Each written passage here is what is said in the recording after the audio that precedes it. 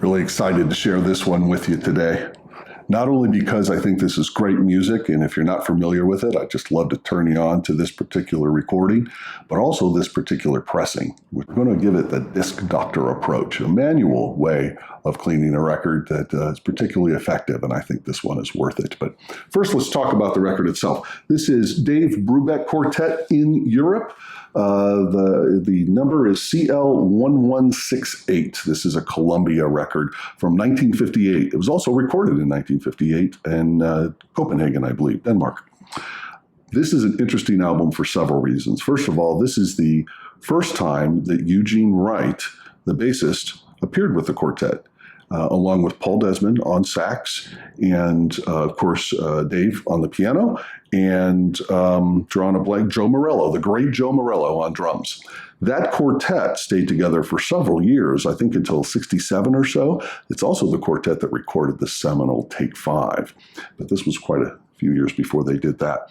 But kind of cool to hear them the first time they're getting together.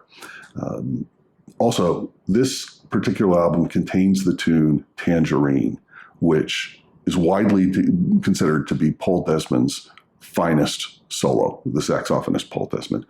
It's amazing. So another reason that you might want to seek this out. But before we look at the record itself, I have to tell you, if you happen to own the stereo recording of this is the mono pressing.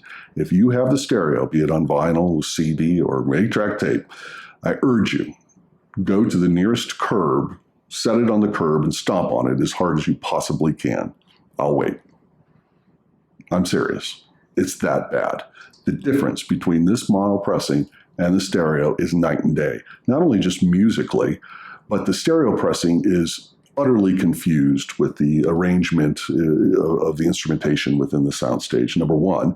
And number two, for reasons that escape me, they truncated and cut out several of the best musical passages. Makes no sense, including Paul Desmond's solo on Tangerine. I don't know why they did that. It's such a wonderful solo. But I also want to bring your attention to the artwork on the cover.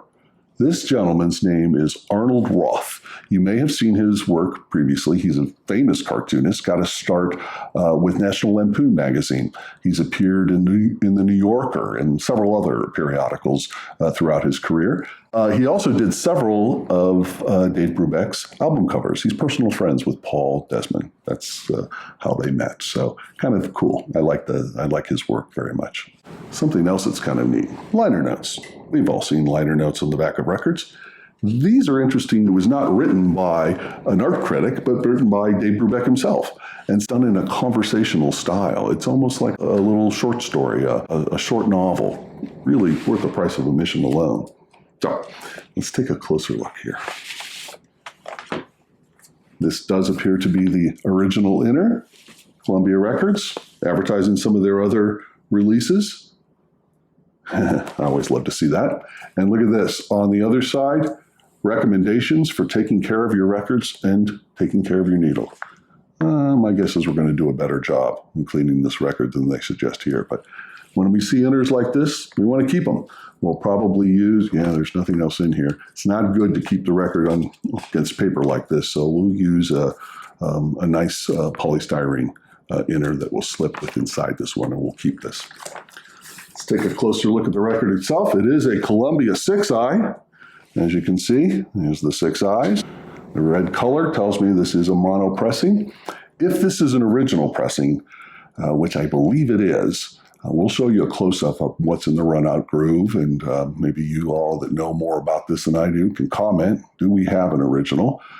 If it's pressed before 1961, which I believe this is, 1958, it's what's called a deep groove. I'm not sure exactly what that means, but that's how they refer to them. In any case, let's take a closer look, see what we have. Tiny bit of spindle wear, but not too bad. The record itself, I don't see any deep scratches or scuffs or anything that's likely to be audible. And goodness gracious, look at that. I'm seeing 1A in the run-out groove. I'm pretty sure that means not only is this an original pressing, but it's the first, off the first stamper. Pretty cool. Other side, ditto for the other side. Looks great. It is quite dirty though. That's okay. that we can take care of, particularly with Disc Doctor. I can't wait to show you that. All right, let's get to it. Let's clean this record.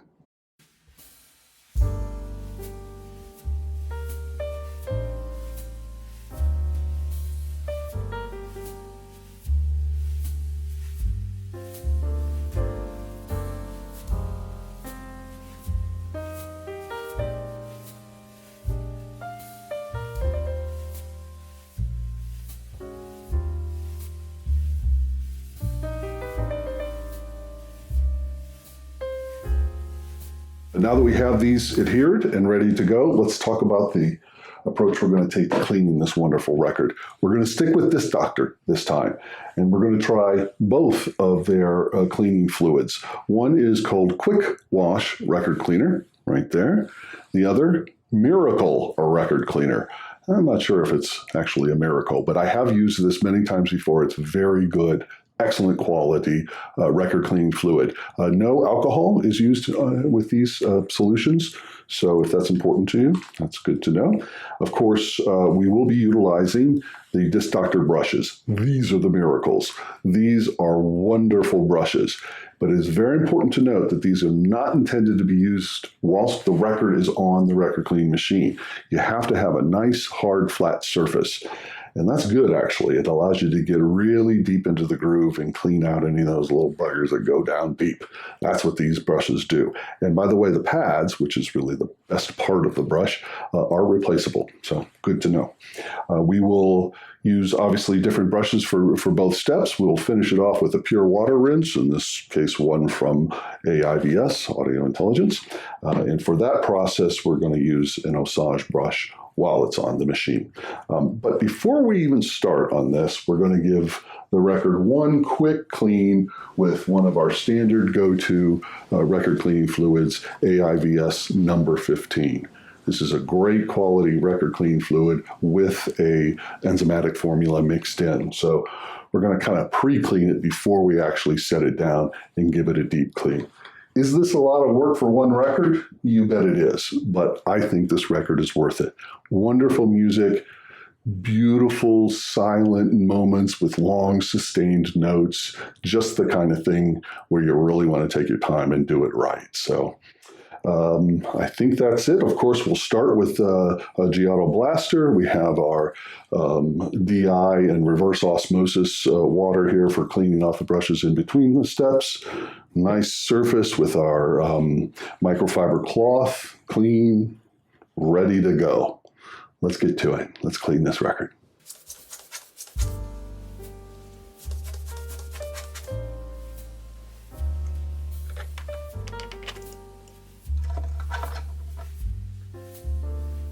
By the way, I do prefer to pre-wet the brushes.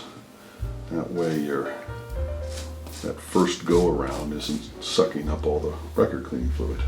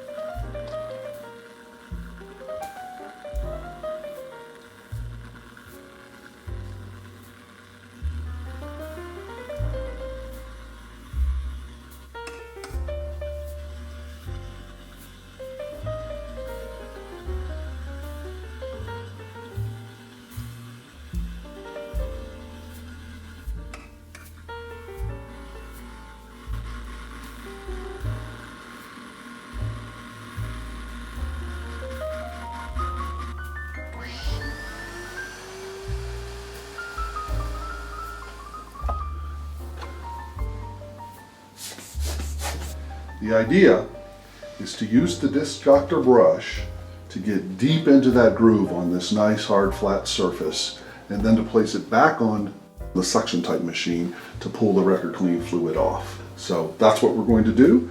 Let's start by first giving our disc doctor brush a rinse. We'll go ahead and prepare both of them, one for each of the cleaning fluids. The recommended approach here is to apply this directly to the brush. You can be liberal with it. It's okay if there's too much, it's just going to spill over onto the microfiber cloth.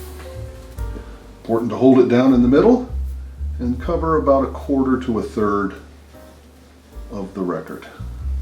Moving back and forth. And you'll feel these wonderful fibers on this brush really grab the record. Nothing quite like a disc doctor brush for this manual process. You'll notice with the initial record cleaning fluid, there's not a lot of suds, not a lot of bubble action.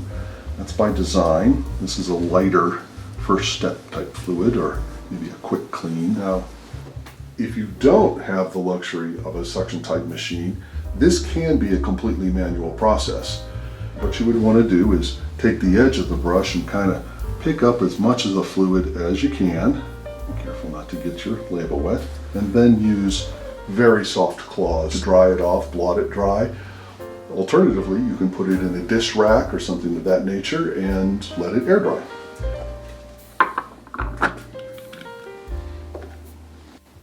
Well, these are brand new. These are the disc doctor replacement strips. First time we're using them. Very exciting.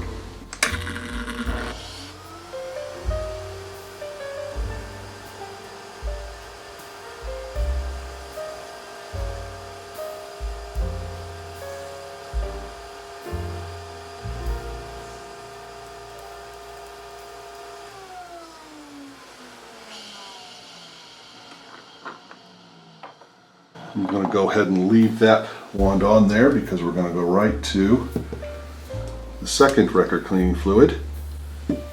This being the Miracle record cleaning fluid, a more extra strength approach. And we will use a dedicated brush for this.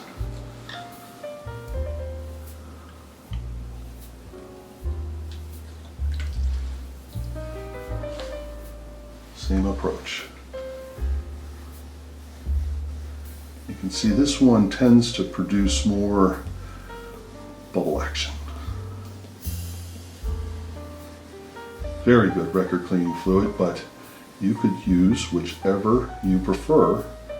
It's really the brushes that are the standout item from the disc doctor. I had the pleasure of meeting the gentleman himself years ago, before he retired. If you're interested in disc doctor record cleaning fluid and brushes, they're available through Chad Kasim's Acoustic Sounds. I was very pleased when he acquired the inventory and I believe the exclusive rights to retail this product. Look at that. Look at that, folks. See that? These brushes grab so much it'll pick the record right up off of the table. How about that? Don't be shy. You can actually apply some pressure here. This is one of the few times when you want to apply good pressure. Now obviously you don't want to press as hard as you can, but and just smash those fibers, but this is the time to give it a good scrubbing. And if you have a particular dirty record, there's no reason you can't do it 2 or 3 times. Okay, back onto the platter.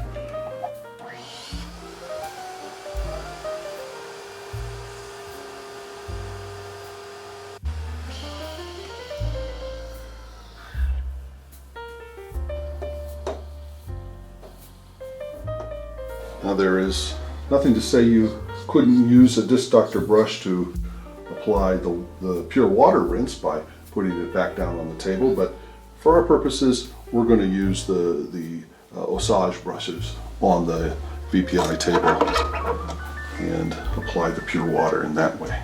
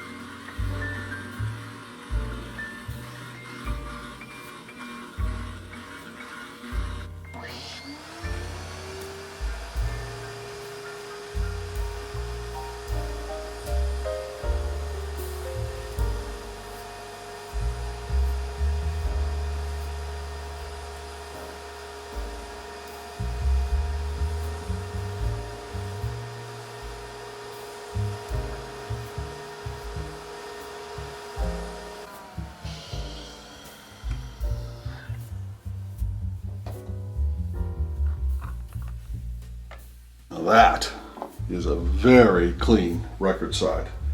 Even more so when we finish it off in the ultrasonic.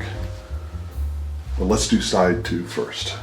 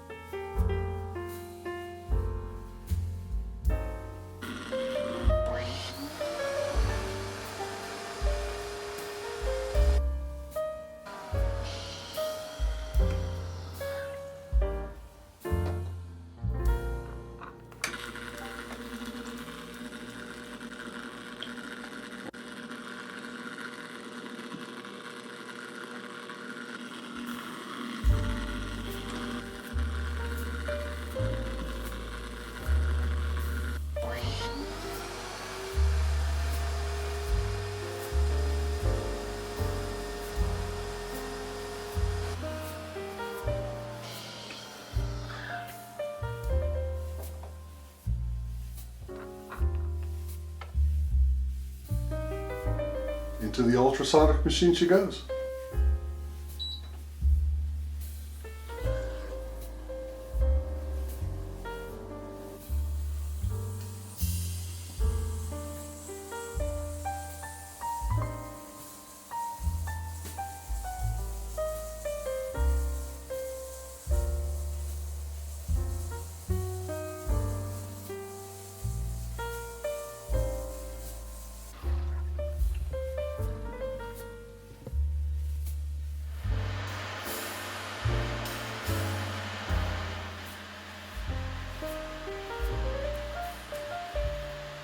Okay.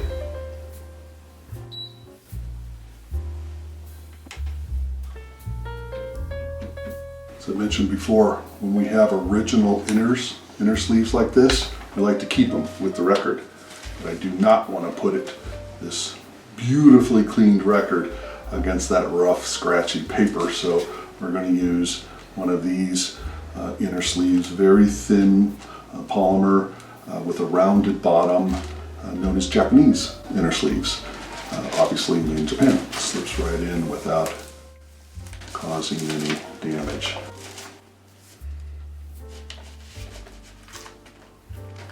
Let's go give this a listen.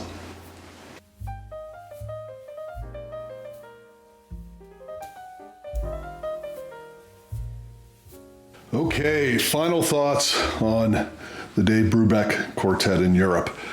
Musically, I consider this now a must-have. I enjoyed this previously, but after listening to it, after our cleaning, I'm just in love with this record. I think part of the reason it's so wonderful is the audience.